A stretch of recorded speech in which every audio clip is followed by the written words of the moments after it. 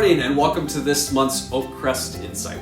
First of all, I'd like to take a moment to wish everyone a happy holidays from all of us here at Oakcrest. You know, we're very fortunate to have a lot of great clients such as yourself who we're privileged to work with every day. So thank you. So in today's episode, I want to talk about being thankful and really 2022 expectations that we're starting to hear on our end. When I talk to clients every day, one of the things we discuss is being thankful for where they are financially, right? So even though everyone is different, some people are hurting financially out there, one of the things we can be thankful for this holiday season is how quickly the markets bounced back for your retirement over the last 20 months from the COVID downturn last year. Now, many Americans' bank accounts, retirement accounts have increased substantially during COVID. Typical downturns, like in 2008, take over 3 years to recover back to the high levels. But the markets after the COVID drop that we just went through recovered in less than 8 months. Next month, we're going to talk more about Biden's Build Back Better plan, if it does pass, and recap 2021 for you. But a few points I'm discussing with all our clients as we head into the new year are my continued optimism and expectations. So first, we continue to remain optimistic as we head into 2022, as you've heard me talk about for many years now. I recently was on a call with an investment manager we work with whose outlook for 2022 is very optimistic for client retirement accounts given where corporate profits are.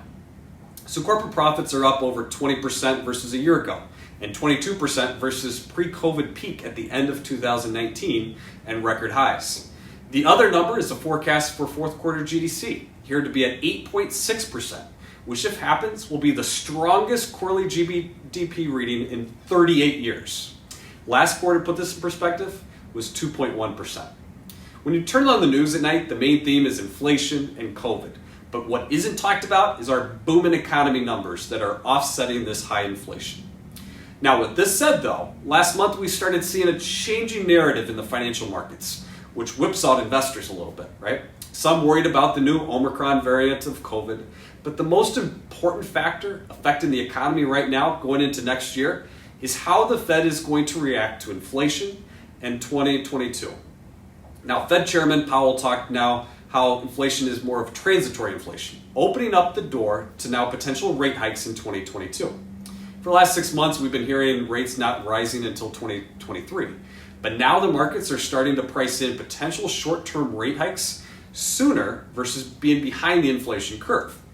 So with all this, I talk to our clients every day about my optimism and expectations for their retirement accounts to continue to move higher, but to be prepared for volatility short term, like we've been experiencing the last couple months. So here's a graph that I like to show clients all the time to remind them of the markets and what they do. So feel free to pause this if you'd like to, but the gray bars are where the S&P 500 ended for the annual returns. As you can see, 31 of the last 34 years, it ended positive. However, throughout the year, the market isn't always just a smooth ride up, right? The red dots show the largest intra-year drops in the markets. Take last year, for example. 1 point, the S&P was down 34%, but ended the year up double digits. So this is something I always discuss with clients, that we're here when this happens to guide you through it. So in 2021 so far, we haven't had any double-digit declines.